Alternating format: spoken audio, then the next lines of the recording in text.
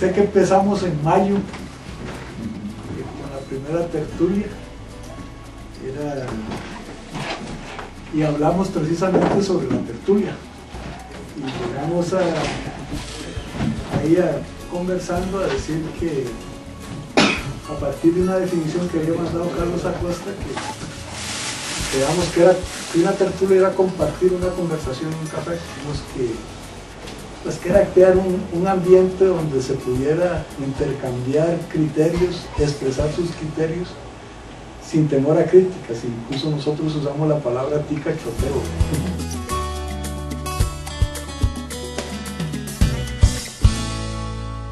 Ver un poco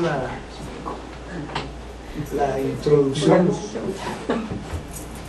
de María Paulina para hacer la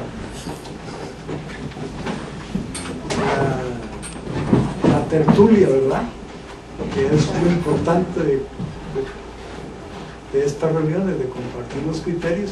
El café se puede empezar a compartir ya. La crisis económica que se vive hizo más actual que nunca el impulso profético de la EDC. Se desarrolló el Encuentro Nacional de EDC Marcha, una nueva actividad para unos muchachos de la Casa Do Menor. Transmitir lo que es la cultura de la alteridad y tratar de vivirla, y es todo un esfuerzo, todo un reto, un desafío de llevar adelante la cultura de la alteridad como una voz de esperanza para la realidad actual. El mundo actual está en crisis en todos los sentidos, ¿verdad?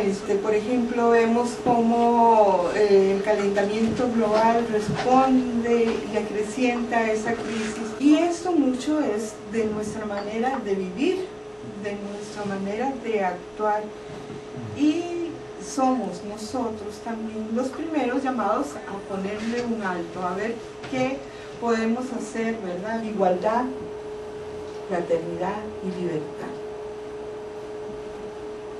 Ahora bien, ¿quién nos dijo todo eso? ¿Quién nos explicó esto que aparece en el Génesis? Jesucristo.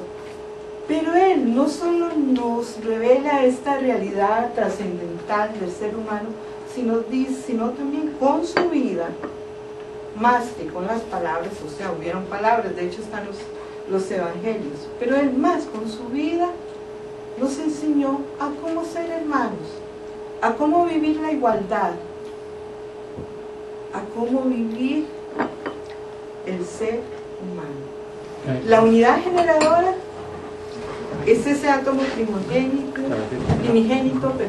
es ese Dios trino que lo creó. Y es el tesoro más grande del ser humano, es que somos todos diferentes. Y podemos crear también. Pero esa creación se debe a ese poder ser creativo, viene de ahí. Ahora bien, ¿qué es cultura? Abramos la tertulia. ¿Qué es cultura para ustedes? Todo el quehacer del ser humano. Los valores, las costumbres, la identidad, los vicios. Sí. La cultura está conformada por costumbres. ¿Qué es una costumbre? Un hábito. ¿Y una tradición? Algo que se hereda de generación en generación. Y la costumbre se hereda también. ¿Cuál sería la diferencia? La costumbre es más humana, pero en cuanto más corpórea, más del físico, y la tradición encarna en la mentalidad del ser humano, su desarrollo continuo. La tradición es algo, un hábito que se hace cada cierto tiempo. La costumbre es un hábito que se hace continuamente. ¿Qué es alteridad? El otro. El otro. Entonces, la cultura de la alteridad es aquellos hábitos que nosotros podemos desarrollar en favor del otro. Y ese otro, ese alter, ¿quién es? ¿O quiénes somos ese alter? Los seres humanos, los seres vivos y el cosmos. Mi propuesta es que nos entrenemos a vivir la alteridad, a vivir por el otro.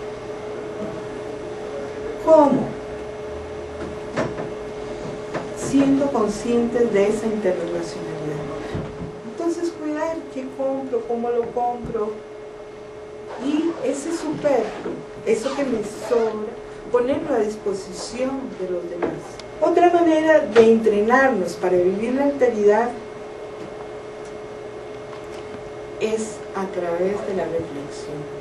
La reflexión viene de la pregunta, el conocimiento viene de la pregunta.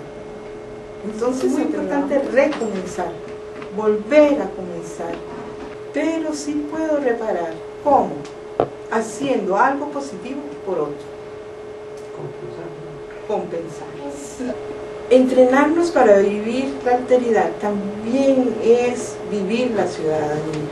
¿Cuál es el aliciente? ¿Cuál es el motor que impulsa esta cultura? ¿Qué nos hace llevar a cabo todo esto?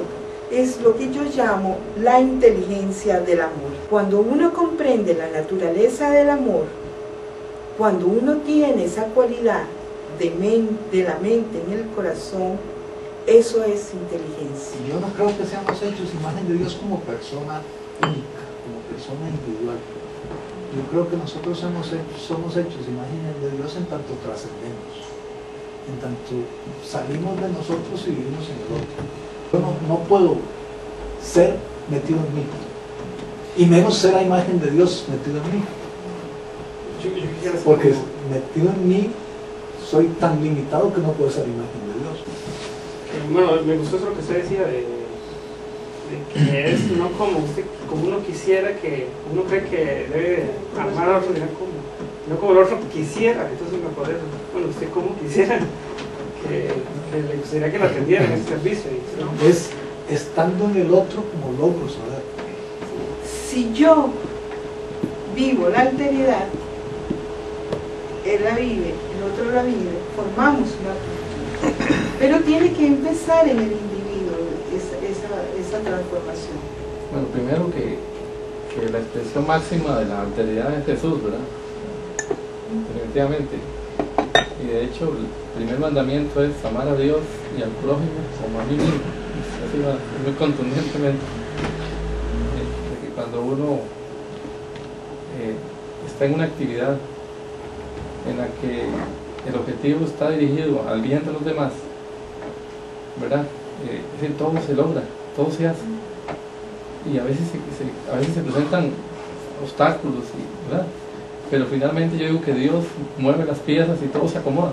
Como nosotros también estamos con una misión acá y que tenemos que reunirnos, trabajar y poner nuestro granito de arena para que se dé esa cultura de la alteridad. Eso es.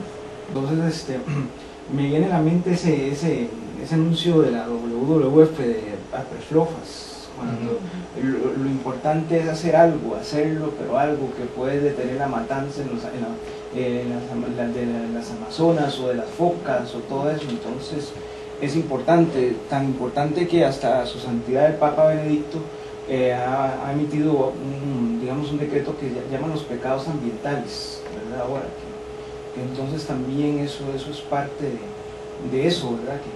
De esa misma cultura, ¿verdad? Sí, es que al final de cuentas todo esto que hemos venido hablando se resume en el amor, ¿verdad? Cuando estábamos hablando de la fraternidad y todo esto, y que al final de cuentas un poco ese sentimiento y que hoy de alguna manera se refuerza, porque todos al final de cuentas estamos detrás de ese concierto.